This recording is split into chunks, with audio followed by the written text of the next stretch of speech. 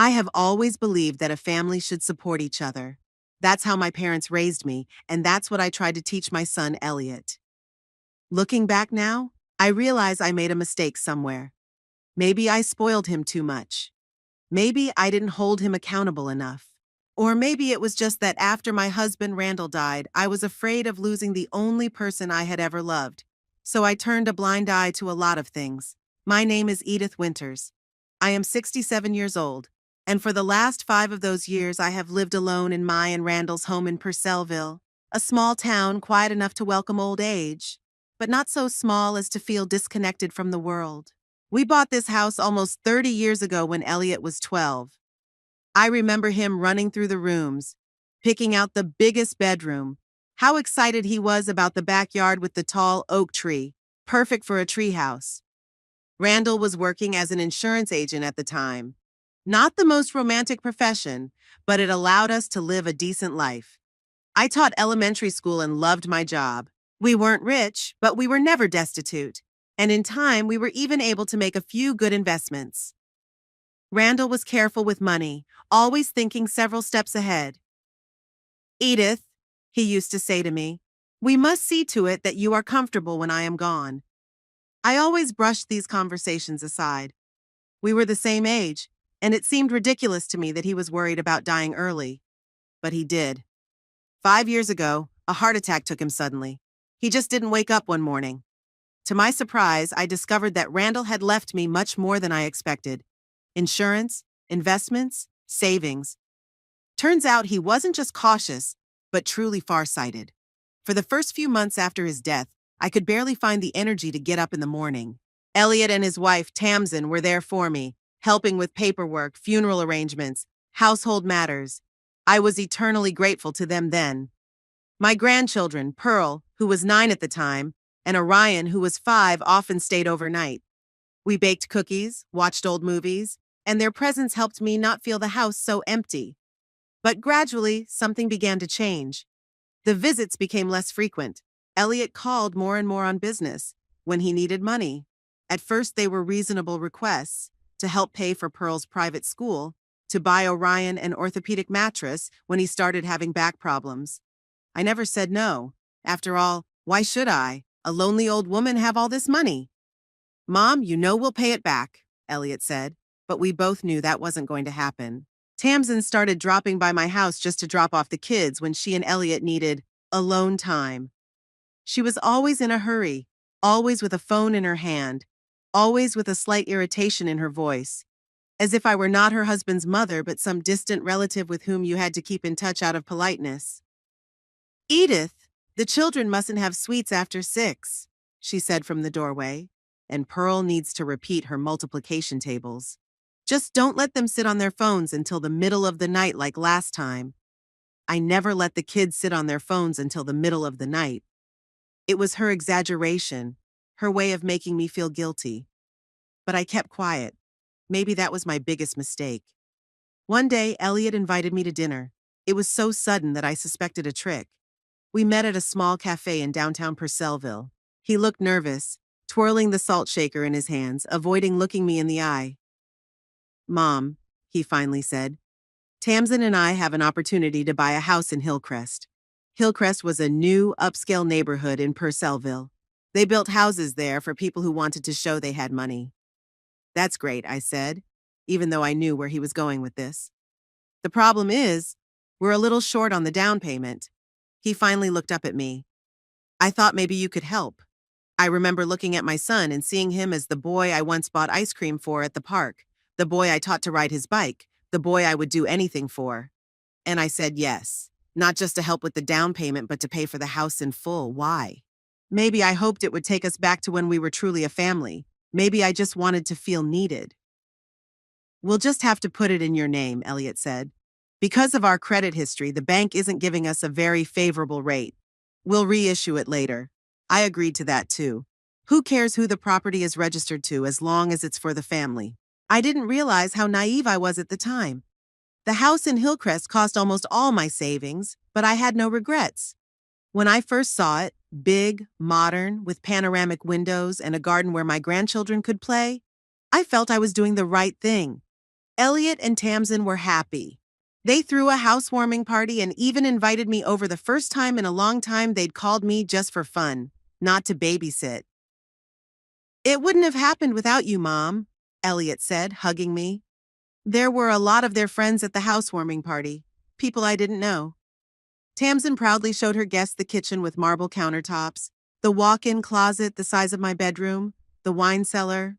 I sat in the corner of the living room with a glass of champagne, watching everyone and feeling strangely detached, like I was watching a movie about someone else's life. Pearl, my granddaughter, now a teenager, came up to me with her eyes always downcast, staring at her phone. "Grandma," she said without taking her eyes off the screen, "Mommy said you bought us this house." "Yes, honey," I replied, hoping for some sort of show of gratitude. "Cool," she said indifferently, and walked away as she continued typing messages. After the housewarming party, I'd expected our relationship to change. That Elliot would call more often, that Tamsin would stop looking at me as a burden, that the grandkids would come to visit me when my parents needed a free babysitter. But nothing changed. It just got worse. Tamsin started throwing dinner parties that I wasn't invited to. Elliot called even less often, and when I did, he was always busy or in a hurry to end the call. The kids, absorbed in their new activities in the big house, seemed oblivious to my existence.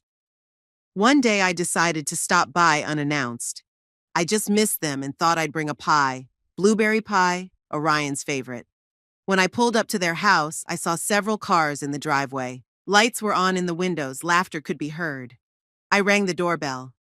Tamsin opened, and her face changed instantly when she saw me. "Edith?"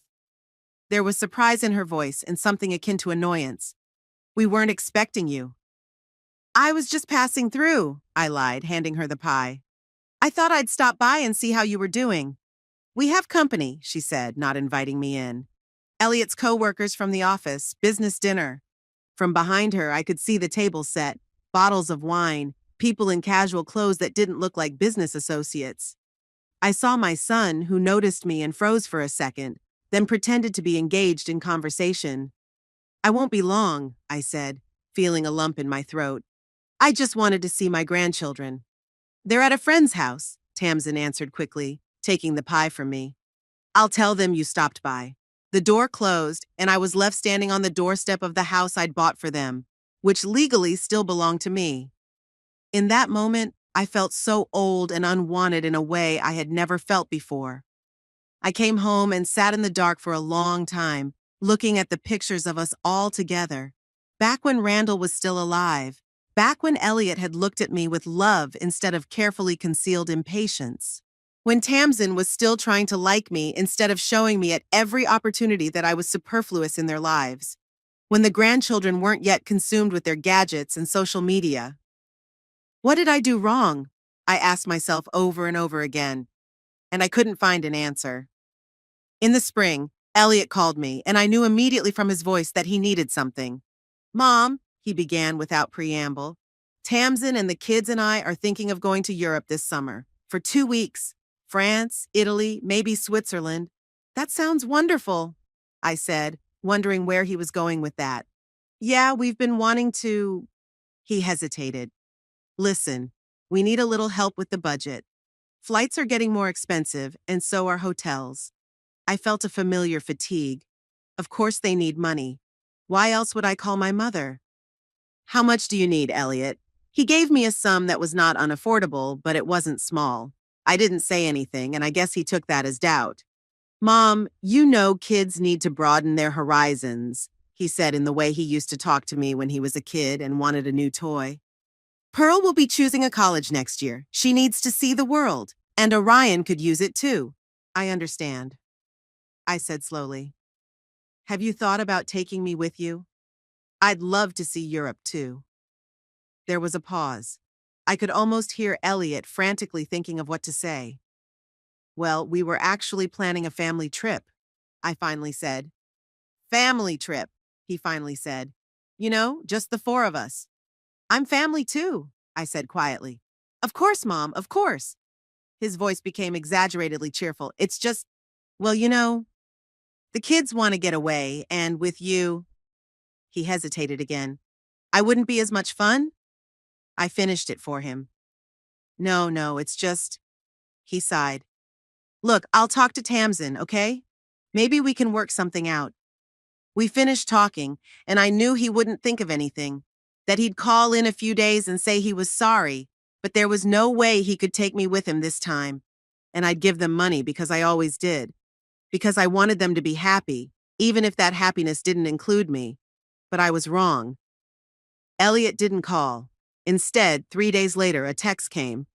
I was just about to go to bed when my phone beeped. I fumbled for my glasses and read, Mom, I'm sorry, but you won't be joining us on the trip. Tamsin thinks you'll be a burden. I hope you understand. We're still counting on your help with the tickets. I reread the message several times, not believing my eyes. A burden. That's what I had become to my son and his wife.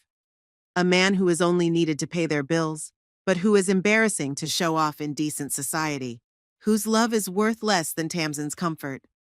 I did not sleep a wink that night. I lay staring at the ceiling and remembered all the times I'd swallowed resentment, the times I'd justified their neglect, the times I'd given money without expecting anything in return. All those times when I felt superfluous in their lives, but I convinced myself that it was okay, that it was meant to be, that children grow up and live their own lives. But it wasn't okay, and I finally allowed myself to admit it. Mom, I'm sorry, but you're not joining us on the trip. Tamsin thinks you'll be a burden. I hope you understand. We're still counting on your help with the tickets. I reread those words over and over again, as if hoping that they would somehow magically change, that there would be some hint of regret between the lines, some hint of understanding of how hurt I must be. But there was nothing of the sort. Just a cold statement of fact, I'm a burden, and a request for money, as if it were a matter of course. I put the phone away and went to the window. The night was clear, with a scattering of stars as distant as my son was now. I wondered if he'd ever thought for a second how I'd feel if I read his message. Or did he just send it and forget it, turning his attention to discussing with Tamsin where they'd be staying in Paris? Tiredness finally took its toll, and I fell asleep in the chair by the window. I woke to a ray of sunlight slipping across my face. My neck was stiff and my mouth was dry. For a second, I thought I was dreaming about last night's text, but then I saw the phone on the table and reality hit me again. Over a cup of morning coffee, I tried to calm down, to find a logical explanation, maybe even an excuse for Elliot. Perhaps he was upset and wrote in haste. Maybe it was Tamsin pushing him and he just couldn't resist. Perhaps he would call today and apologize. The phone was silent all day. I did the usual chores, washing laundry, making dinner, watering the flowers, but they all seemed mechanical, as if I were doing them on autopilot. The same word kept running through my mind, burden. I had once been Elliot's whole world. I remember him falling asleep in my arms, coming to me with every scratch, reading me his first high school essays, proud and excited. I remember him bringing his friends to me in high school because, he said, I was the coolest mom and made the best blueberry pancakes. When he met Tamsin, he brought her to meet me before he met his dad because my opinion was more important to him. What changed? When did I go from coolest mom to a burden? That evening, the phone did ring. I flinched, but it wasn't Elliot. It was my friend Louise. We'd met at a book club a few years ago and had called each other regularly ever since. Edith? Her voice sounded worried. Are you all right? You didn't show up for the club meeting. I completely forgot about the book club. We were supposed to be discussing Catherine Elson's new novel, and I'd even made notes in the margins. I'm sorry, Louise, I said, my voice trembling. Distracted. What's wrong? There was a genuine concern in her voice that I hadn't heard from my own son in so long. And I told her everything, about the message, about how Elliot and Tamsin were using me, about the house I'd bought them, about how I felt thrown out of their lives. Oh my God, Edith, Louise said when I was done. It's just awful. I can't believe Elliot's doing this to you, after everything you've done for him. Maybe I'm overreacting, I asked, still trying to find an excuse for my son. Maybe he didn't mean for it to sound so cruel? Edith, Louise said firmly, be honest with yourself. This isn't the first time they've shown you that they only want you as an ATM. You told me how they didn't invite you to Christmas because they wanted to keep it small, but they weren't shy about asking for money for presents. How they forgot your birthday, but remembered the next day when they needed money for car repairs. It's not an accident, it's a system. I kept quiet because I knew she was right. All the little insults I'd swallowed while making excuses for Elliot were building up into a clear picture, and I didn't like that picture at all. "What are you going to do?" Louise asked. "I don't know," I answered honestly. "I think I need time to think about it." After I talked to Louise, I took out the album of family photos. I flipped through the pages, watching Elliot grow up, watching his features change, watching Tamsin, then the kids. I stopped at a picture taken 5 years ago at Randall's funeral. Elliot is standing next to me, his hand on my shoulder. He looks devastated, and I see genuine grief in his eyes. He loved his father. Did he love me then? Does he love me now? I spent a sleepless night, and in the morning I decided I needed to talk to Elliot in person. I called him at work, but his secretary said he was in a meeting. I left a message asking him to call me back, but he never did. In the evening, I tried again, but his phone was disconnected. He was avoiding me, and that was the last straw. The next day, I decided to take action. The first thing I did was call my lawyer, Hugh Abington. Randall and I had gone to him to draw up our wills, and I had consulted him on all legal matters since then. "Mrs. Winters," he said when we met in his office, "it's nice to see you. How can I help you?" I told him the situation, the house I'd bought for Elliot and his family, the fact that it was legally registered to me, but they were actually living there. "And I want to know," I finished, "what are my rights as an owner? Can I, for example, sell the house?" Hugh looked at me over his glasses, and there was a flicker of understanding in his gaze. He didn't ask why I wanted to sell the house where my son lived. Perhaps he'd seen enough family drama in his career not to be surprised. "Let's get this straight," he said, opening the folder of paperwork I'd brought. "The house at 32 Maple Alley has been purchased by you on a sole proprietorship. It's paid in full, no mortgage." He turned the page. "You didn't sign any deed of gift or deed of conveyance." "That's right," I confirmed. Elliot had said we'd transfer the house to him later, but that hadn't happened yet. "In that case," Hugh closed the folder, "legally the house is all yours. You have every right to sell it, rent it out, or dispose of it in any other way you see fit." "What about the fact that my family lives there?" I asked. "Do they have any rights?" "Unless there is a written lease, they are actually living there with your consent," Hugh explained. "You can withdraw that consent at any time. Of course, there are certain eviction procedures you have to follow, but it's all manageable." I nodded, thinking about what I'd heard. The idea that I could evict my own son and grandchildren seemed wild, but the idea that I would continue to be their ATM machine, kept in a dusty corner and only brought out when needed, was no stranger. "Mrs. Winters," Hugh said gently, seeing my hesitation, "if you decide to sell the house, I recommend that you act quickly and perhaps not let your family know until the transaction is complete." He was silent for a moment. "Otherwise, they may create certain difficulties. Do you think Elliot will obstruct the sale?" "I think a man who thinks his mother is a burden, and yet is not ashamed to ask her for money, might well try to prevent her from disposing of her property," Hugh said delicately. His words hit me like a slap in the face. He was right. Elliot wouldn't be sympathetic to my decision. He'd be outraged, screaming that I'd betrayed him, that I'd ruined his children's future. He won't see that he betrayed me with his attitude. "Thank you for the counseling," I said, standing up. "I need to think it over." Leaving Hugh's office, I headed for the park. It was a warm spring day, families with children walking around, elderly couples holding hands, dog walkers walking their pets. Ordinary, everyday life, full of little joys and worries. I looked at them and thought about my life and the daily humiliations that had become part of it. I remembered Tamsin defiantly reviewing the shopping list I make for my grandchildren, crossing off the junk foods. How Elliot checks his watch while talking to me on the phone, as if every minute with me is wasted time. How Pearl, my granddaughter, once told her friend loud enough for me to hear, "That's my grandmother. She's old and doesn't understand anything about modern life." And all this after I had given them almost all of my savings to buy their dream house. I walked to the small pond in the center of the park and sat down on a bench. The ducks swam through the water, occasionally diving for the bread the kids threw them.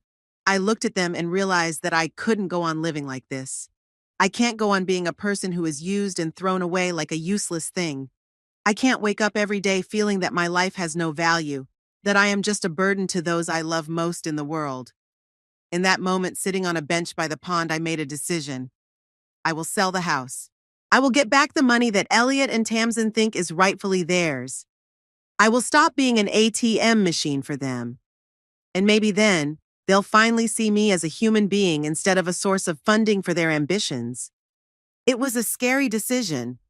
I knew it would change our relationship forever, that Elliot would probably never forgive me. But I also knew that I had to respect myself, my feelings, my boundaries. That after Randall's death, I'd been so lonely that I'd been willing to tolerate any attitude, just so I wouldn't lose the last people I was close to. But now I realized that I had already lost them. Or rather, the people they used to be. They had been replaced by selfish, money and status-hungry creatures who saw me only as a means to their ends. I pulled out my phone and texted Elliot. "We need to talk. It's important." He didn't respond an hour or two later. In the evening, I tried calling. The phone was disconnected. He was avoiding me, and that only strengthened my resolve. If my own son can't find 5 minutes to talk to me after that text message, then he doesn't care about my feelings. Then I'm really just a source of money for him. When I got home, I called Hugh. "I want to sell the house," I said without preamble, "as soon as possible." "Are you sure, Mrs. Winters?"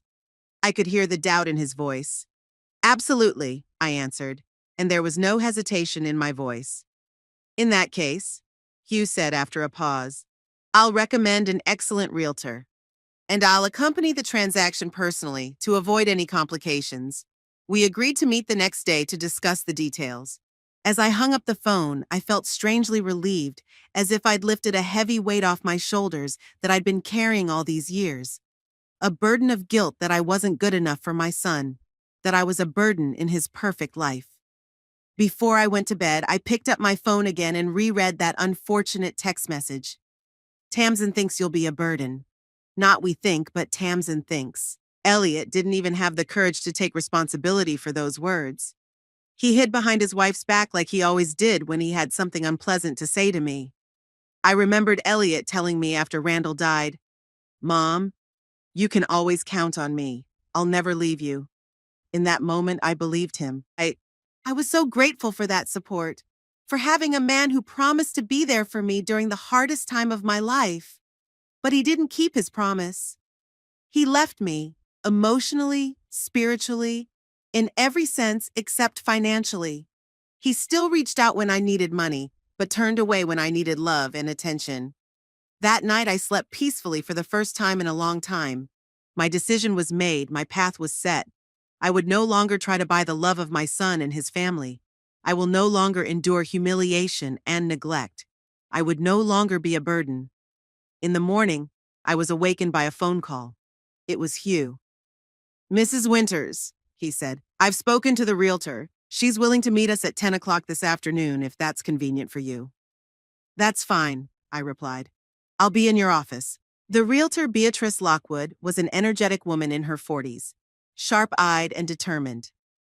"The house in Hillcrest?" she said, looking over the deeds. "Great neighborhood, high demand. We can put it on the market tomorrow, and I think we can find a buyer within a week." "That fast?" I was surprised. "Hillcrest real estate sells instantly," Beatrice nodded, "especially houses of this caliber. The only problem is the current tenants. I take it they're not aware of the sale?" "Not yet," I admitted. "That could make it difficult to show the house to potential buyers," Beatrice said thoughtfully. "Usually we try to arrange with the owners a time when no one will be home." "I know their schedules," I said. "Elliot's at work until 6. Tamsin spends Tuesdays and Thursdays at the spa. The kids are in school until 3. We could organize showings on those days." Beatrice nodded, taking notes. "Great. And another delicate matter, personal belongings. In the house, I assume there are things belonging to your son and his family?" "Yes, of course." In the event of a sale, we'll have to decide what to do with them, Beatrice said. Normally, we give the former tenants time to move things out. But given the situation, it might be worth considering hiring a service to pack up and move their belongings to a safe place to store them. I nodded, imagining Elliot and Tamsin returning from their European trip and finding the house empty. It would be a shock to them. But hadn't they shocked me with their attitude? Didn't they deserve it? I agree, I said. Let's get on with it. There is one more thing, Hugh intervened. Your son's family has already planned a trip to Europe, right? When exactly are they leaving? In 2 weeks, I replied, and they plan to be there for 14 days. That's the perfect time to finalize the deal, Hugh remarked. We can do all the procedures in their absence and avoid emotional scenes. I realized he was right. If Elliot found out about the sale before I left, he'd do anything to stop it. Threaten, beg, manipulate. He might even try to challenge my right to dispose of the property, even though he had no legal grounds to do so. Okay, I agreed. Let's try to have everything finalized by the time they get back. Beatrice and Hugh exchanged glances, and I realized that they saw me as an insensitive old woman throwing her own son out on the street. They didn't know the whole story, hadn't read that message, hadn't seen how I'd been used and humiliated for years. Mrs. Winters, Hugh said cautiously, are you sure you want to go down this road? Maybe you should talk to your son first, explain your feelings to him? I've tried, I replied. He's avoiding me. He won't return my calls or texts. I gave him a chance and more than one. They nodded, no longer trying to talk me out of it. We discussed the details, the price, the commission, the terms, the course of action. When everything was agreed, Beatrice said, I will prepare the documents and contact you tomorrow. We will take professional photos of the house for the listing as soon as you give the okay. I left Hugh's office feeling like I had just signed the verdict on my relationship with my son, but also with the feeling that for the first time in a long time, I had done something for myself and not for others, that I had finally taken control of my life and my dignity. At home, I tried to contact Elliot again. This time he answered, but his voice was irritated. Mom, I'm really busy right now. What's wrong? We need to talk, I said. About your message, about Tamsin thinking I'm a burden. Oh, that, he said, and there was no remorse in his voice. Look, you realize it's just a figure of speech. Tamsin didn't mean anything by it. Then why don't you want to take me with you? I asked you bluntly. Well, he hesitated. It's just that we were planning such an active vacation. A lot of walking, sightseeing. We're afraid it's going to be hard on you. I almost laughed. Active vacation? I went for an hour-long walk every morning, did yoga twice a week. I was in better shape than Elliot, who couldn't walk up to the 3rd floor without shortness of breath.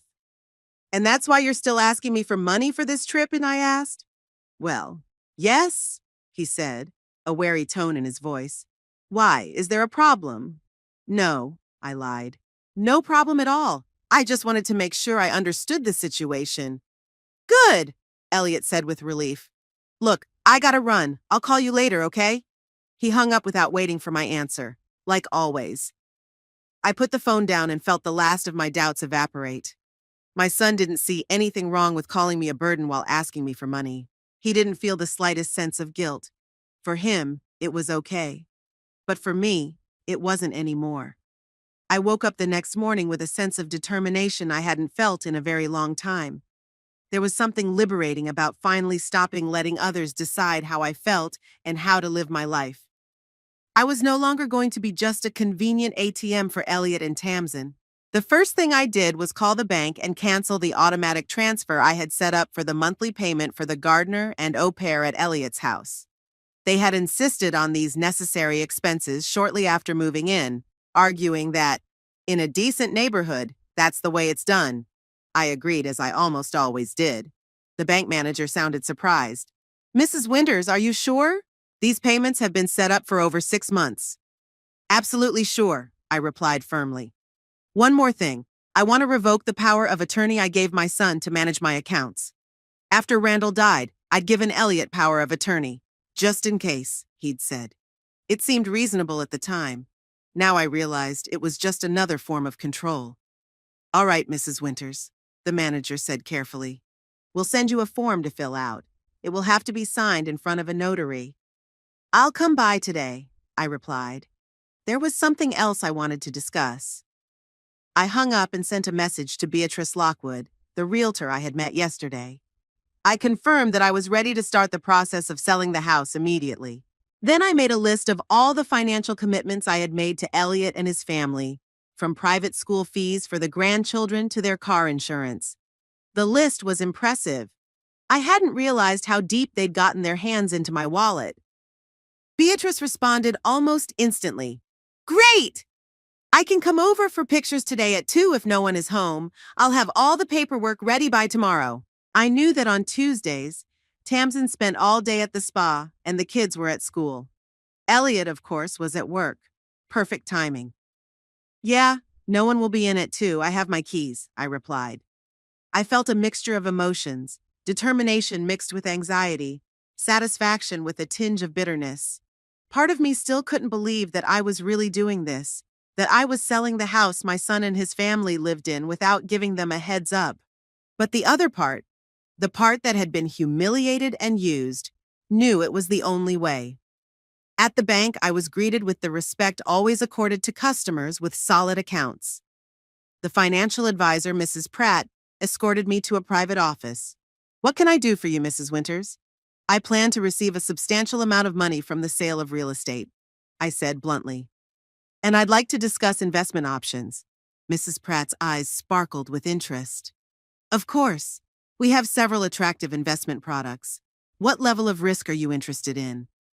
Moderate, I answered after a short pause. I don't want to risk everything, but I don't want the money just sitting in my account. We spent almost an hour discussing various options, from conservative bonds to riskier funds.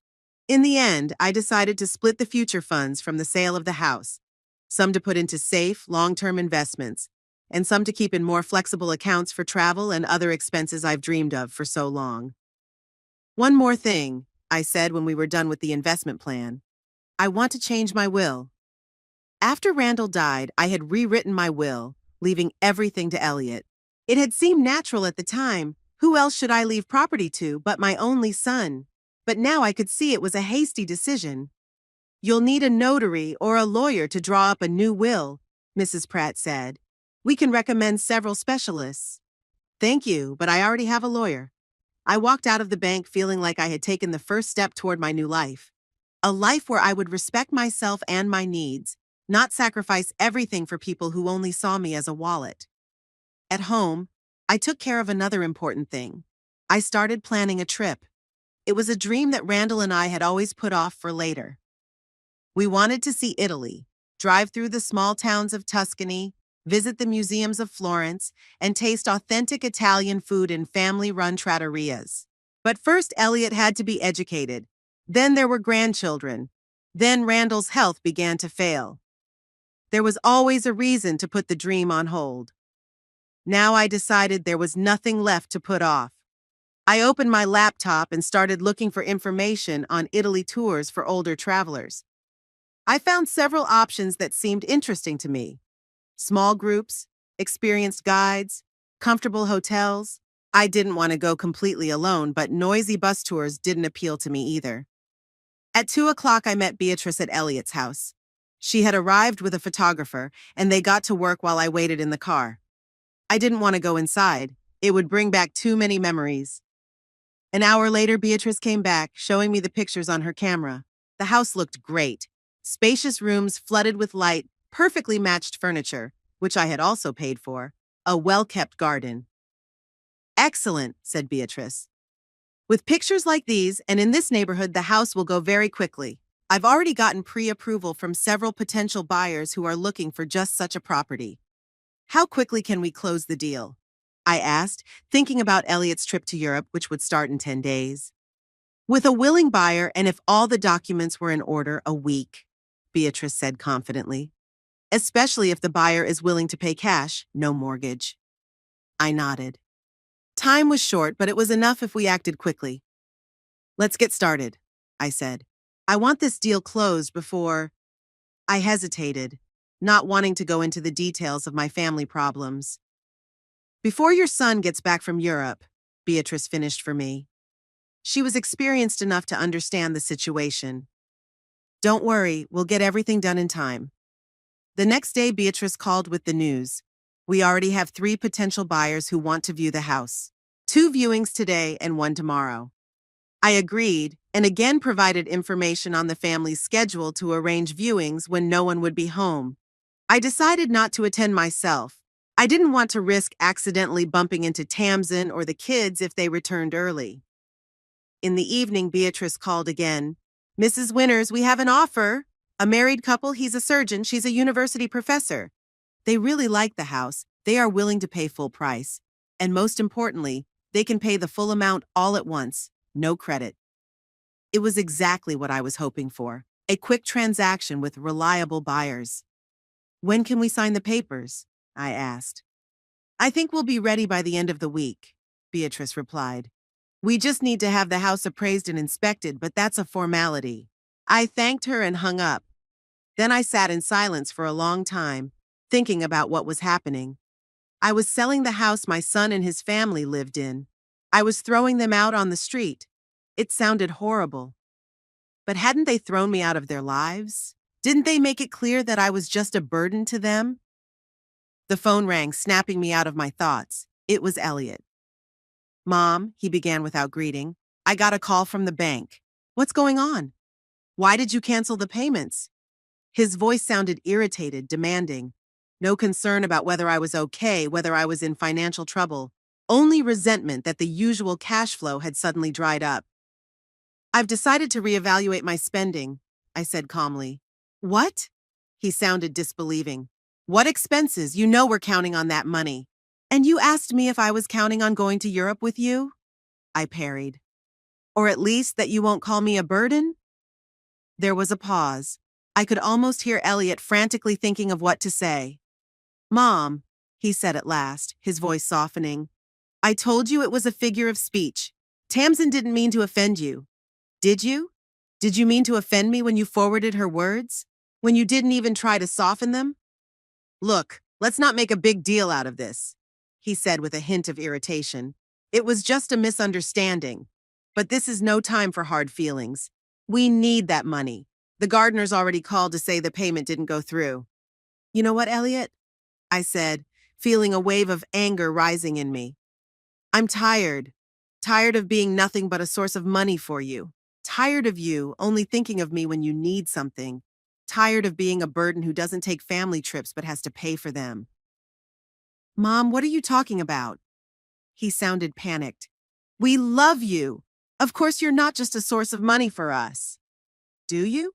I asked. Then tell me, when was the last time you called me just to check on me? Not to ask for money, not to leave the kids, but just to talk? When was the last time you took me out to dinner or a movie? When was the last time you took an interest in my life? He was silent, and that silence was more eloquent than any words. I thought so, I said. Elliot, I've made a decision. I'm not going to pay your bills anymore, and you're going to have to take care of your finances on your own like grown-ups do. But Mom, he began. This conversation is over, I said and hung up. It took me a few minutes to calm down. My hands were shaking, my heart was racing. But along with the excitement, I felt strangely relieved, as if I'd shed a heavy weight I'd been carrying for too long. The phone rang again. Elliot was trying to call me back. I didn't answer it.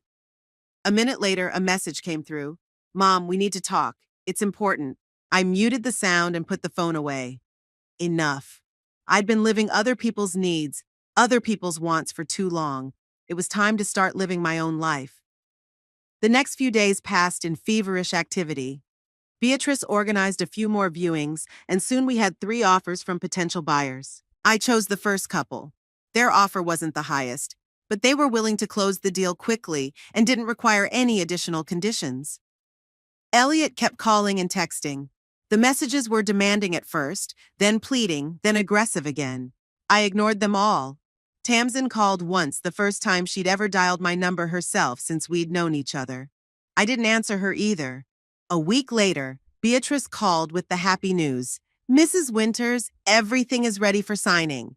The buyers have put down a deposit and the home inspection went well. We can close the deal tomorrow. It was perfect. 3 days before Elliot and his family left for Europe. I'd have plenty of time to organize the transportation of their belongings to the storage unit. The next day, I met with the buyers in Hugh's office. Dr. Phelps and his wife turned out to be a pleasant middle-aged couple with genuine smiles and polite manners. They told me that they had been looking for a house in Hillcrest for a long time and were delighted when this one suddenly came on the market. "You have a beautiful home, Mrs. Winters," Dr. Phelps said. "We promise we'll take good care of it." I smiled weakly, not clarifying that I'd never lived in the house, that I'd bought it for an ungrateful son who thought I was a burden. Signing the papers took less than an hour. When the last signature was affixed, I felt a strange calmness. The deed was done. I no longer owned the house, which meant Elliot and his family didn't either. "Congratulations on a successful transaction," Hugh said, shaking my hand. "The money will be deposited into your account within 24 hours. I nodded, thanking him for his help. Then I turned to Beatrice. "What about the things? When can we move them out?" "I've already made arrangements with the shipping company," she said. "They are ready to start packing and moving out tomorrow morning. Everything will be moved to the warehouse by this evening." "Great," I said. "I want everything done before the return of the former tenants." Beatrice nodded understandingly. "Don't worry, Mrs. Winters. We'll get everything organized." As I left Hugh's office, I felt strangely light, as if I'd dropped a heavy backpack after a long journey. The decision had been made, the action taken. There was no turning back. In the evening, I sat down to plan the trip again, but now with specific dates and a budget.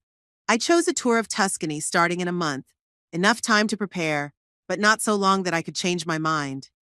I booked my spot in the group, paid the deposit, then bought plane tickets, round trip, business class. Why not? I could afford it, and it was my first big trip in years. The next day, as planned, the transportation company arrived at Elliot's house. I handed them the keys and left. I didn't want to watch the process. Beatrice promised to supervise everything personally. In the evening, she called. "All the things are packed and moved to the warehouse. Dr. and Mrs. Phelps will get the keys tomorrow, as we agreed." "Thank you," I said. "What about the, notice?" Hugh and Beatrice and I had a long discussion about how to let Elliot know what had happened. In the end, we decided that the best thing to do was to leave a letter with the neighbors, explaining the situation and the address of the warehouse where their things were stored. "The letter has been given to the neighbors on the left, as you asked," said Beatrice. "They promised to give it to your son when he returned from his trip." "That's great," I said. "Thanks again for everything." I hung up the phone and sat in my chair, staring out the window for a long time. Tomorrow, Elliot and his family would fly to Europe, unaware that they had nowhere else to return to. Was this a cruel revenge? Perhaps, but they'd treated me cruelly for years, just in a different way, emotionally, psychologically, making me feel unwanted, superfluous, a burden. For the first time in a long time, I felt completely in charge of my life. I was freed from emotional blackmail, from guilt, from the need to constantly give and receive nothing in return. I could breathe fully again. Before I went to bed, I pulled out the picture of Randall that was always on my nightstand. "Would you be disappointed in me?" I asked quietly. "Or would you have understood?" His smiling face gave me no answer, but in my heart I felt that he would have understood. Randall had always valued determination and self-respect. He wouldn't have approved of the way his son treated me after his death. In the morning, I woke up with a new sense of freedom and opportunity. The money from the sale of the house was already in my account, a substantial amount that allowed me to not worry about the future and realize many dreams. I could travel, do charity work, and help those who really needed and appreciated the help. After breakfast, I called my friend Louise. "I sold Elliot's house," I said without preamble. "What?" she exclaimed. "The house? The one you bought for them?" "Yes," I confirmed. "They're leaving for Europe today, and they don't know they'll have no place to come back to." There was a pause. I waited for judgment, for shock, for disappointment, but instead Louise said, "Good for you. It's about time you showed them you're not a doormat to wipe your feet on." Her support meant a lot to me. I knew that not everyone would understand what I'd done. Many would condemn me, call me a cruel mother who threw her own son out on the street. But they didn't know the whole story. They didn't know what I'd been through. What do you plan to do now? Louisa asked. I'm going to Italy, I replied with a smile. The Tuscany tour that Randall and I had always dreamed of. It starts in a month. That's wonderful. She was genuinely excited. You deserve it, Edith. You deserve to live life to the fullest. After talking to Louise, I went for a walk. The day was clear and warm, perfect for a long, leisurely walk. I headed for the park where I often walked with my grandchildren when they were little. Now they rarely agreed to spend time with me, too busy with their gadgets and friends. Or maybe their parents had indoctrinated them that grandma was just a boring old lady, a burden to be socialized with out of politeness. Sitting on a park bench, I watched young mothers with their children, couples holding hands, elderly people strolling along the paths. They all lived their lives, with their joys and sorrows. And I, too, had a right to live my own life, not to exist as an adjunct to the lives of Elliot and his family. When I got home, I decided to take care of one more thing I'd been putting off for too long. I pulled out the boxes of Randall's belongings that I still kept in the closet. 5 years had passed since his death, and I still couldn't bring myself to take them apart. As if by keeping his things, I was keeping a piece of him. Now I was ready to let go. Not to forget. Never, but to let go. I sorted through his clothes, setting aside the good stuff for a charitable organization. I went through his books, leaving out the ones that were especially dear to him and me. I went through photos, choosing a few for the album I'd take with me on the trip. It was a strange, bittersweet endeavor. Every single thing evoked memories, some to the point of tears. But I felt I was doing the right thing, that Randall would approve. He always said life should be lived fully, even when it hurts. By late afternoon, I was done. Boxes of items for the charity stood in the hallway, ready to be shipped. An album of selected photos lay on the coffee table. My heart felt light and calm. I turned on the television to watch the evening news and saw a report on a strike by air traffic controllers in several European countries. Many flights were canceled or delayed. I wondered if this would affect Elliot's travel. However, that's not my concern anymore. As I got ready for bed, I looked at the picture of Randall again. I did it, I said quietly. I finally took my life into my own hands. And you know what? It felt right. I believed he would understand. Randall had always respected strength of character and the ability to stand up for yourself. Qualities I seemed to have lost since his death and was only now beginning to regain. As I fell asleep, I thought of Tuscany, the rolling hills covered with vineyards, the medieval towns rising out of the cliffs, a plate of real pasta in a small family trattoria. All those places Randall and I dreamed of seeing together, but never got the chance. Now I'll get to see them for both of us, and maybe feel his presence beside me. For the first time in years, I felt not just alive, but truly free. Free from other people's expectations, from guilt, from having to give and receive nothing in return. Free to be herself, not just a mother, a grandmother, a widow, but simply Edith Winters, a woman with her own desires, dreams, and plans. And that sense of freedom was more beautiful than anything I'd experienced in a long time. The 2 weeks after the sale of the house flew by. I was busy preparing for the trip, buying new clothes, comfortable shoes for long walks, studying information about the places I was going to visit. Each day brought a new sense of freedom and opportunity. The day before Elliot and his family returned from Europe, I felt a slight uneasiness. Not doubt. I didn't regret my decision for a second, but rather excitement before the inevitable storm. I knew the reaction would be emotional. Elliot had never been good at handling surprises, especially unpleasant ones. And Tamsin, well, I couldn't imagine the hysteria she'd throw. The phone rang as I was finishing dinner. It was an unfamiliar number with an international area code. Hello? I answered cautiously. Mom? Elliot's voice sounded strange, strained. Why aren't you answering my calls? I've been trying to call you for a week. I really ignored his calls and texts the whole time they were in Europe. I didn't want to spoil my mood. I've been busy, I replied neutrally. Busy? There was a hint of irritation in his voice. So busy that you couldn't take a call from your own son? Yes, Elliot. I said firmly. So busy. I have my own life, you know. He was quiet for a moment, clearly not expecting that answer. Usually I apologized, made excuses, tried to reassure him, but not now. Mom, what's going on? He asked in a different tone of voice. You canceled all the payments. You don't answer the phone. Are you all right? There was a concern in his voice that I hadn't heard in a long time, but I knew it wasn't genuine. He wasn't worried about me, but about the money that had suddenly stopped flowing into his accounts. I'm fine, I replied. Better than I'd been in years. And how are you? How's Europe? Fine, he replied absently, clearly surprised by my calmness. Listen, we need to have a serious talk when we get back. We're flying in tomorrow, so maybe we can stop by your place tonight? I think a conversation would really be necessary, I agreed. But maybe not tomorrow.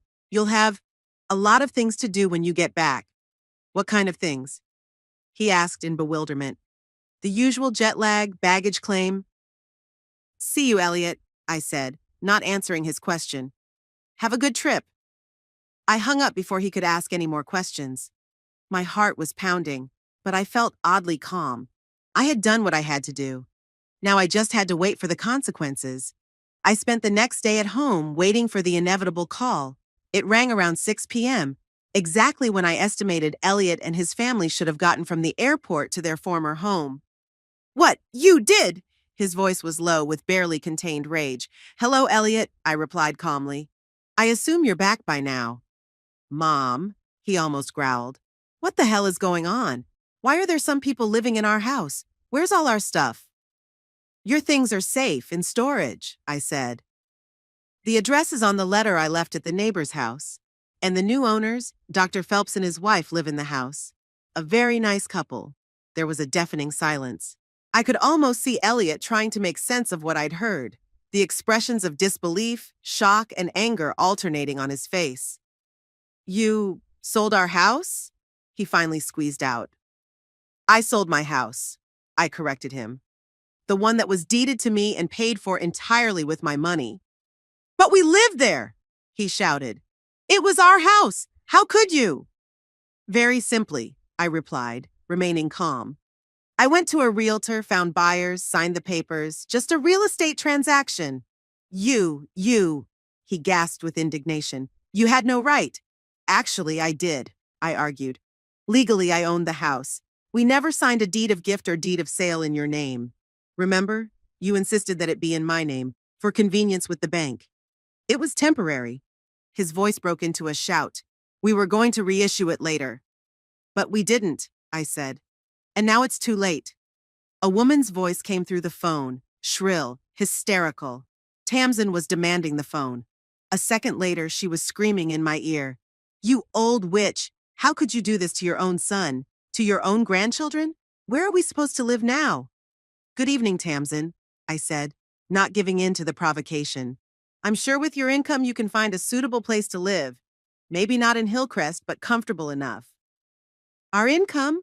Her voice rose another octave. You know very well that we can't afford a house like this on our salaries. That's why you agreed to help. Exactly, I agreed calmly. I agreed to help, out of love for my son and my grandchildren. But when they called me a burden, I realized that my help was not appreciated. Well, now you're free of that burden. It was just a figure of speech, screamed Tamsin. That's not what we meant. What did you mean, Tamsin? I asked. That I'm good enough to pay for your house, your cars, your children's school, your gardener, your au pair, but not good enough to go on vacation with you? That you only need me as an ATM machine but not as a family member? You've got it all wrong. There were tears in her voice. We love you. Do we? I asked. Then why haven't you asked me out to dinner in the last year? Why haven't you called just to check on me? Why have my grandchildren stopped coming to see me, except when you need a free babysitter? She was silent, and there was more truth in that silence than in all her yelling. Look, Tamsin said at last in a different tone of voice. Let's talk this over. We can come over right now. No, I said firmly. Not today. You need to get your things out of storage, find a place to stay. You have a lot of things to do, and I'm leaving tomorrow. You're leaving? Where? She sounded genuinely surprised. Italy, I said. On a tour of Tuscany. I've always wanted to see Florence. Italy? She asked, as if she couldn't believe her ears. But what about us? What about you? I asked. You're adults. You can handle it. After all, I'm just a burden, right? I heard Elliot pick up the phone again. Mom! His voice was more subdued, but with a hint of desperation. Please, let's meet and talk about this. I understand that you're offended, but this is too much. We just got back from a trip and found out we have no place to live. We have 2 children, Mom. Think of Pearl and Orion. I've thought about them, I said. All these years, I thought about them when I paid for their education, their summer camps, their gadgets. But they stopped thinking about me a long time ago. When was the last time Pearl had called me just to talk? When Orion wondered how I was feeling? They're children, Mom, Elliot said reproachfully. You can't blame them. No, I can't, I agreed. I blame you and Tamsin. You taught them that Grandma was an ATM machine, not a person with feelings, that she can be used and then thrown away when she becomes uncomfortable. That's not true, he objected, but there was no conviction in his voice. Isn't it? I asked. Then why had Pearl told her friend that I was old and don't understand anything about modern life? Why did Orion refuse to play chess with me, even though he used to love our games? Why do they both sit on their phones when I come over and barely answer my questions? Elliot was silent. Perhaps he was thinking for the first time about how his kids felt about me. Or, more likely, he just didn't know what to say. Look, Elliot, I said more softly. I didn't do it out of spite. I just realized that I couldn't live like this anymore. I can't be the person who gets used and discarded. I couldn't keep buying your love that I wasn't getting anyway. I needed to get my self-respect back. At the expense of throwing us away? He asked bitterly. I didn't throw anyone out on the street, I countered. All your belongings are safe. You have money to rent a place to live. You both have jobs. You're adults, you're on your own. You can handle it. And if we can't? There was that manipulative tone in his voice that I knew so well. If we have to live in a motel, if the kids suffer, then you'll feel what I felt all these years, I replied quietly. Helplessness, dependence, uncertainty about the future. The only difference is that you are young, healthy people with education and jobs. You have every opportunity to get back on your feet. And I'm a 67-year-old widow who is considered a burden by her own family. Tamsin's voice came through the phone again. She was yelling something, but I couldn't make out the words. Then a baby's cry. Orion's, I think. The whole family was in a state of shock and panic. I have to go, Elliot said, defeat in his voice. But this conversation isn't over. Of course it is, I agreed. We'll talk again. But not tonight, and not tomorrow. I need time, and so do you. I hung up the phone and sat staring into space for a long time. There was a strange mix of emotions inside of me. The bitterness of what had come to this, the relief that I'd finally said what I'd been saying for years, and oddly enough, the sympathy I felt for Elliot and his family. Despite everything, I loved them. I just couldn't let them manipulate me anymore. The phone rang again. Elliot was trying to call me back. I didn't answer it. I needed time to gather my thoughts. And they needed time to process what had happened, too. An hour later, the doorbell rang. I looked through the peephole and saw Elliot, looking disheveled and red-eyed. Tamsin was standing next to him, crying, her mascara smeared. Behind them were the children, Pearl with a haughty expression that she apparently thought was adult, and Orion, frightened and confused. I opened the door, but I didn't step aside without inviting them in. Mom, Elliot began without preamble, you have to give us the house back. It's impossible, I replied calmly. The house has been sold. The deal is done. The money has been transferred. The new owners have already moved in. Then give us the money for a new house, Tamsin intervened. Her voice sounded demanding despite her tears. You got the money from the sale, didn't you? You have to give it to us. I don't owe anyone anything, I said firmly. The money is mine. I earned it, and I have every right to dispose of it as I see fit. But that's not fair, Tamsin exclaimed. You can't just take everything away from us. I didn't take anything away from anyone, I countered. I stopped giving. There's a difference. Grandmother, Pearl interposed, with an intonation that she must have considered mature and judicious. You realize what you've done is wrong, don't you? You've got to make it right. I looked at my granddaughter, a tall, beautiful girl who once sat on my lap and asked to read fairy tales. Now there was only cold judgment and certainty in her eyes. Pearl, I said softly, when was the last time you called me, not to ask me for anything? When did you ask how I was doing, what I was thinking, how I was feeling? She blinked, clearly not expecting such a question. Yeah, I don't know, she finally answered. I have a lot of things to do, school friends. Of course, I nodded. You have your own life. And I have mine. And I have the right to live it as I see fit, without feeling guilty about not living up to someone else's expectations. But we're family, Elliot exclaimed. A family is supposed to support each other. Yes, we should, I agreed. But support isn't a one-way street. It's not just me giving and you taking. It's mutual respect, care, attention. When was the last time you asked me how I was feeling? When you took an interest in my life, not just my wallet. Elliot opened his mouth to object, but he didn't. He knew I was right. Can I come in? Orion asked quietly, looking at me with his big eyes. I want to go to the bathroom. That simple, childish request broke the tension. I smiled and stepped aside. Sure, sweetie, you know where it is. Orion slipped past me into the house. The others followed him, though I didn't invite them in. In the living room, Tamsin immediately took a stance. She stood in the middle of the room with her arms crossed over her chest. So what do you suggest we do? She asked defiantly. Live on the street? You have money, I said. You both have jobs, get an apartment, save up for a down payment, take out a mortgage, do what millions of other people who aren't lucky enough to have a rich grandmother do. But it's gonna take years, Tamsin exclaimed. We can't live in a rented apartment. What will people think? That's what it was. Not concern for the children, not fear of homelessness. Fear of losing status, falling out of the decent people circle with their houses in Hillcrest. People will think you're a middle-class family, I said. What's the big deal? You don't understand. Tamsin was almost screaming. We can't go back to that kind of life. We're used to a certain level. A level that I provided, I reminded her, with my money. And now I'm going to spend that money on myself. Travel, hobbies, charities, whatever I choose. That's selfish, Tamsin blurted out. No, I said calmly. It's selfish to think that another person is obligated to provide you with a life of luxury without giving you anything in return, not even respect. It's selfish to call the man who gave you almost all of his savings a burden. Tamsin turned away, unable to find an answer. Elliot sat on the couch with his head down.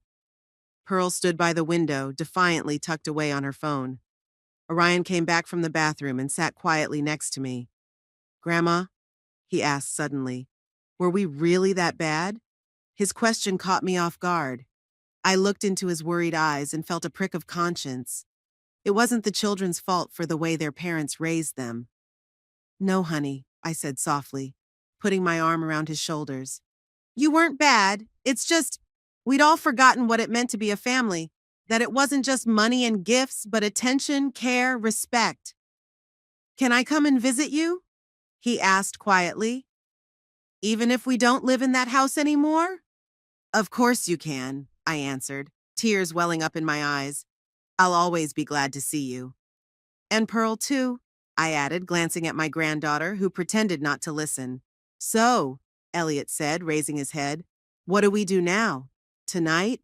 Where do we spend the night? You have credit cards, I said. Book a hotel room until you find an apartment. I've heard the Riverside Inn has good family rooms. A hotel? Tamsin looked at me as if I'd suggested they spend the night under a bridge. You want us to stay in a hotel? Temporarily, I explained, until you find a permanent place to stay. Why can't we stay here? Pearl asked, entering the conversation for the first time. You have a big house, grandmother. I looked at her, surprised at the suggestion. Didn't she realize what had happened? That I had finally decided to live my own life instead of being an appendage to their existence? Because I need my own space, I answered. And because I'm leaving for Italy tomorrow. Italy? Tamsin exclaimed. You're seriously going on a trip when your family is homeless? Absolutely serious, I confirmed. The tickets are bought, the tour is paid for. And no, I'm not canceling the trip. This is a dream I've been putting off for too long. It's, Tamsin gasped with indignation. This is just cruel. No, Tamsin, I objected calmly. It was cruel to use me as an ATM machine for years and then call me a liability. It was cruel to indoctrinate my children that their grandmother was just a boring old woman who was only good for giving money. It was cruel to deny me the right to my own life, my own desires, my own dignity. Tamsin turned away, covering her face with her hands. Elliot stood up and walked over to her, putting his arm around her shoulders. They looked so lost, so unprepared for this turn of events. Part of me wanted to comfort them, to tell them that everything would be okay, that I would help them. But the other part, the part that had finally found its voice, knew it would be a step backwards, back to my old life, where I was used and unappreciated. You'd better go, I said quietly.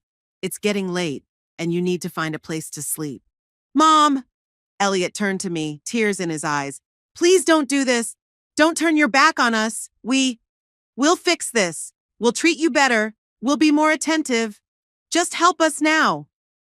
I looked at my son, a grown man who was crying like a child because for the first time in his life, he was facing the real consequences of his actions. I loved him no matter what, but I couldn't be his ATM again. Elliot, I said softly, I'm not turning my back on you. I'm just not going to solve all your problems anymore.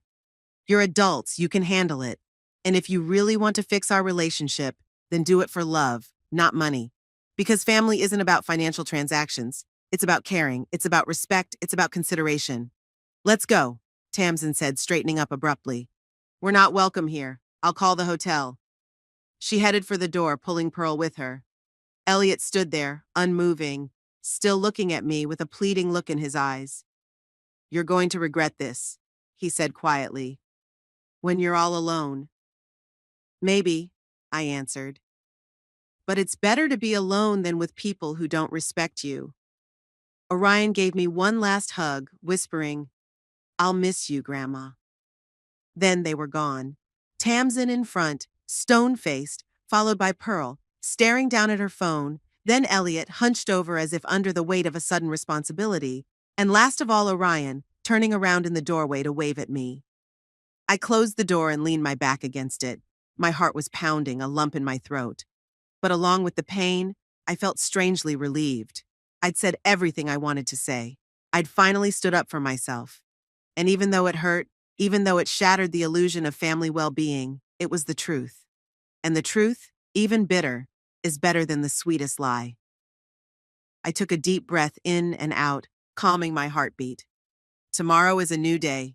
Tomorrow I'm flying to Italy, toward a dream I've been putting off for far too long. The morning before I left for Italy was surprisingly clear and quiet. I woke up early before dawn and lay staring at the ceiling for a long time, remembering yesterday's confrontation with Elliot and his family. Their shock, disbelief, outrage. It was all expected, but it still left a heavy residue. Especially Elliot's words about how I would regret it when I was alone. There was some truth to them that I couldn't deny.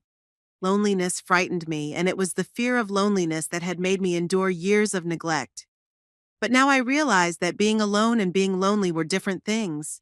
You can live surrounded by people and feel invisible, unwanted as it was with me in recent years, and one can be physically alone, but feel the fullness of life, freedom, self-sufficiency. I got up, showered, and started packing the last of my things for the trip. My phone rang as I was zipping up my suitcase. Elliot. I knew he would call, trying to manipulate my feelings again to invoke pity. Not today. Today was my day, the beginning of my new life. I muted the sound and put the phone away. The cab was due at 8 in the morning. I still had half an hour to spare. I sat in the chair by the window, the same one Randall liked to read in the evenings, and opened the Tuscany guidebook.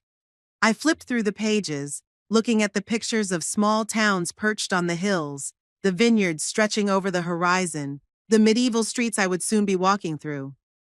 A warm sense of anticipation spilled inside. Suddenly, the doorbell rang. I tensed. Had Elliot really arrived this early? I went to the door and looked through the peephole.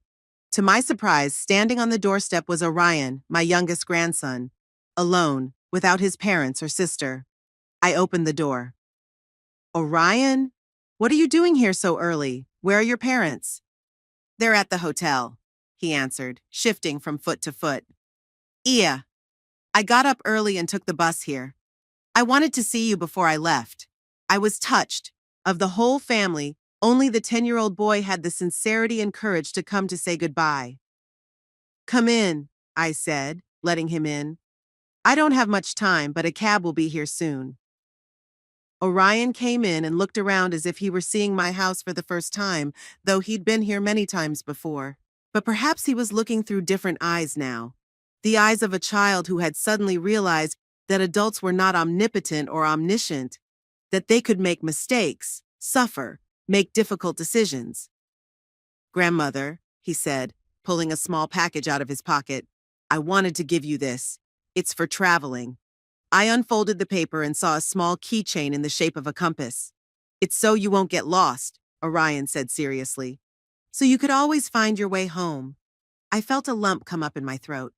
That simple, childish gift meant more to me than any expensive offering I'd ever received. There was a genuine concern in it, unmarred by calculation or obligation. Thank you, honey, I said, hugging my grandson. This is the best gift ever. I'll take it with me everywhere. The doorbell rang. A cab had arrived. Orion hugged me goodbye, as tightly as he had when he was little. I'll miss you, Grandma. Will you bring me something from Italy? I will, I promised, kissing him on the top of his head. Now I really had to go. I walked out to the cab with a light heart. Maybe all was not lost. Maybe there was a silver lining to this situation. A chance to build a new, healthier relationship based on mutual respect rather than financial dependence. At the airport, I turned my phone off. I didn't want calls from Elliot or texts from Tamsin to mar the start of my trip. These 2 weeks would be mine alone, a time of freedom, of discovery, of new experiences. The flight was uneventful. I looked out the window at the clouds below and thought about how strangely life had turned. A month ago, I was just a convenient ATM machine for my family, a person who was tolerated out of politeness and used when necessary. Now I was flying to Italy toward a dream I had put off for far too long. When the plane landed in Florence, I felt a surge of energy. The airport greeted me with warmth and the hum of voices in different languages. I went through passport control, got my luggage, and went to the arrival hall where I was to be met by a representative of the travel company. A young Italian man with a sign that read Mrs. Winters spotted me and waved hello. He escorted me to the van where the other tour participants, 8 people, all about my age or a little younger, were already waiting. Welcome, said the guide when everyone was gathered. My name is Marco, and for the next 2 weeks I will be your guide through the wonders of Tuscany. He talked about the tour program, the places we would visit, what awaited us in the coming days. I listened with interest, enjoying the melodiousness of his English with an Italian accent. A cozy room with a view of the tiled roofs of the old city was waiting for me at the hotel in the historic center of Florence. I unpacked, showered, and decided to get some rest before the evening group meeting. The next few days flew by like a dream. We walked around Florence, admiring the majestic Santa Maria del Fiore Cathedral with its famous dome, wandered through the Uffizi Gallery, looking at masterpieces by Botticelli and Leonardo da Vinci, sat in small cafes enjoying the world's best cappuccino. Then our tour continued to the small towns of Tuscany, Siena with its unique shell-shaped square, San Gimignano with its medieval towers, Montepulciano, famous for its wines. We stayed in family-run guest houses, dined in tiny trattorias with recipes handed down from generation to generation, tasted local wines, and enjoyed the leisurely pace and beauty of the Italian countryside. I could feel something changing in me every day. It was as if the weight of many years was gradually falling off my shoulders, freeing me for new sensations, new thoughts, new life. I no longer thought of myself as Randall's widow or Elliot's mother. I was just Edith, a woman traveling in Italy, enjoying good food, interesting conversations, and the beauty of the world around her. A warm, friendly relationship developed in our tour group.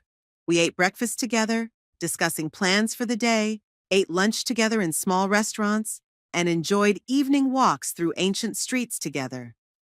I became especially close to Grace and Robert, a couple from Canada, as well as a lone traveler named Vivian, whose husband, like mine, had died a few years before. One evening, sitting on the terrace of our guest house in Montepulciano, glasses of local wine in hand, Vivian asked me, "Edith, what made you take this trip? You said you'd been dreaming about it for a long time, but why now?" I wondered. Should I tell these people whom I had known for only a week my complicated story? But then I decided I wanted to share it. I wanted to hear an outside opinion from people who were not involved in the situation. So I told them everything about Randall's death, about the gradual deterioration of my relationship with Elliot and his family, about the house I'd bought for them, about that unfortunate text message, about my decision to sell the house and start living on my own. When I finished, there was silence. I was afraid to see the judgment on their faces, because I hadn't done what was expected of a good mother and a loving grandmother. But instead of judgment, I saw understanding. "You know," Grace said, "I think you did the right thing. Hard, painful, but the right thing. No one deserves to be treated like that, especially by their own children." "I agree," Robert nodded. "I have a friend who supported his son financially for years, paying his debts, giving him money for a business that never turned a profit.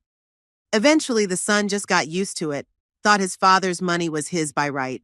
It's not a healthy relationship." "I think you've taught them an important lesson," Vivian added. "Painful, perhaps, but necessary. They must learn to live on their own, to appreciate what they have, and to respect others, especially their own mother." Their words were like a balm to my soul. For the first time since making the decision, I felt completely confident that it was the right thing to do. I wasn't an abusive mother who had thrown her son out on the street. I was a woman who had finally decided to respect herself and demand respect from others. "Thank you," I said, tears of gratitude welling up in my eyes. "You have no idea how important your understanding is to me."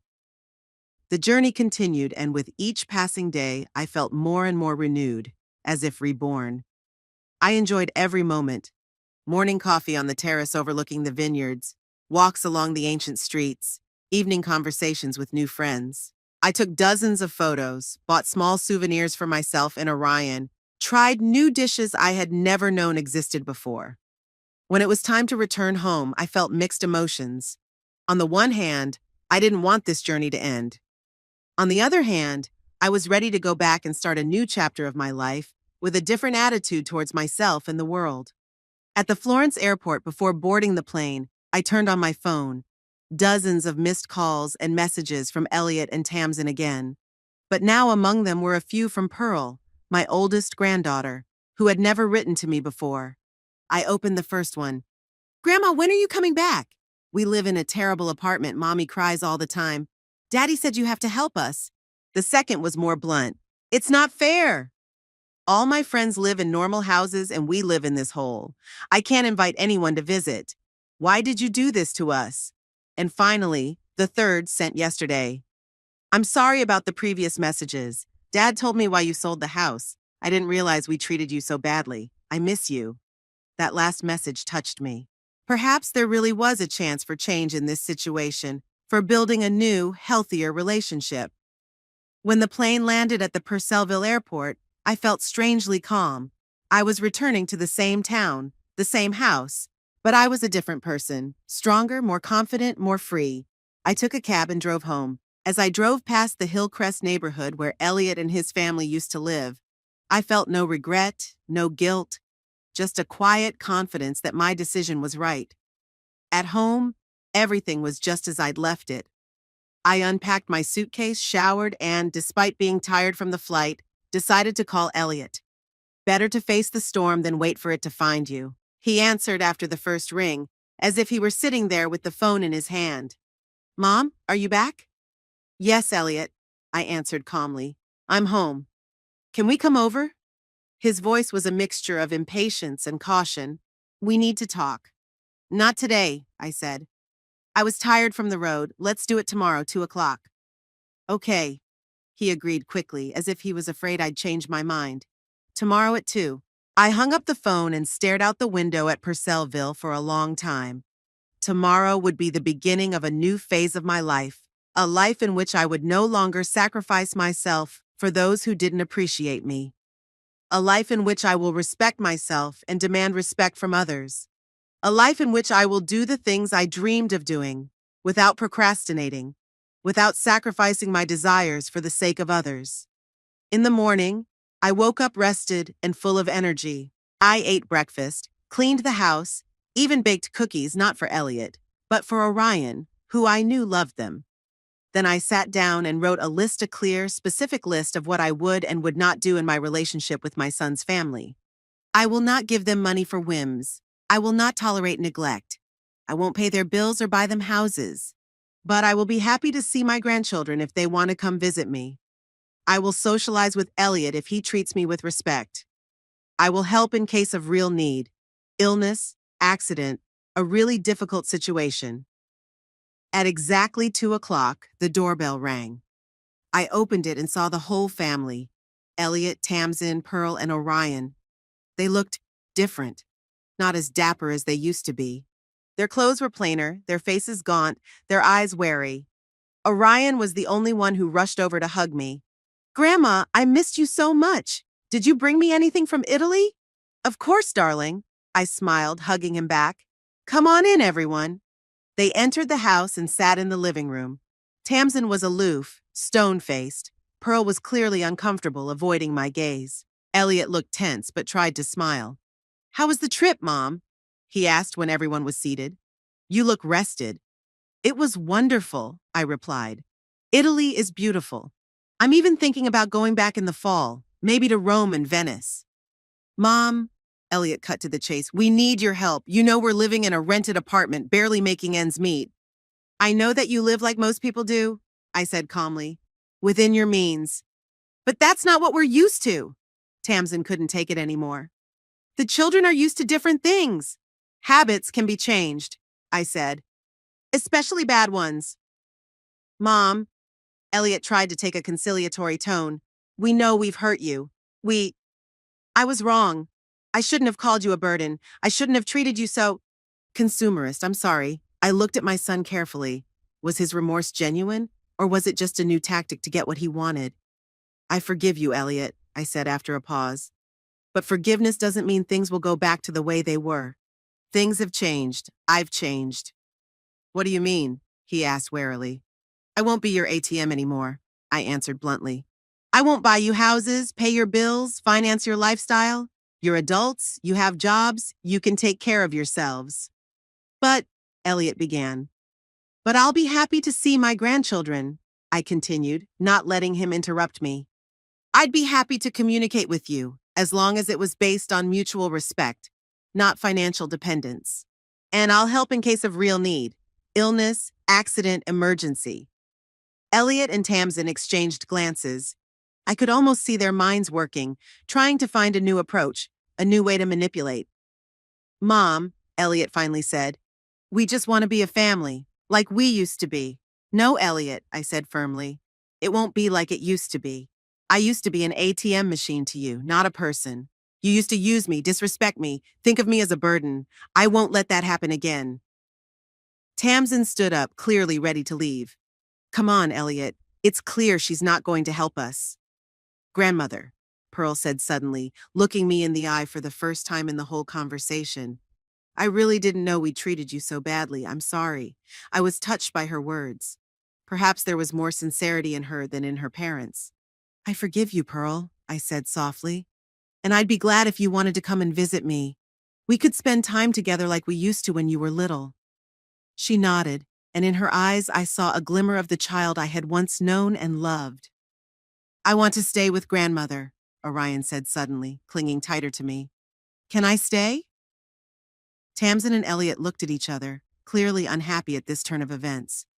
"Not tonight, sweetheart," I said, stroking his head. "But you can come over whenever you want. We'll bake cookies, play chess, read books, anything you like." "We should go," Tamsin said, heading for the door. "Kids, let's go." Elliot remained seated. looking at me with an expression I couldn't quite pinpoint. Disappointment? Regret? Anger? Mom, he said quietly, are you really not going to help us? Not even a little? I already told you, Elliot, I answered firmly. I'll help in case of real need. But buying you a new house or paying for your old lifestyle, no. He stood up, and in his eyes I saw a glimmer of the old Elliot, the manipulative one, used to getting everything he wanted. You're going to regret this, he said quietly, when you're old and sick and there's no one to take care of you. Maybe, I answered calmly. But you know what? I'd rather be alone than with people who only see me as a purse. They left Tamsin in the lead, followed by Pearl, then Elliot, and last of all Orion, who turned around in the doorway to wave at me. I closed the door and went back into the living room. My heart was pounding, but I felt oddly calm. I had done what I had to do, stood up for myself, set boundaries, refused to be someone's convenient victim. I went to the window and watched them get into Elliot's old car, so different from the luxury SUV he used to drive. Maybe they were really struggling.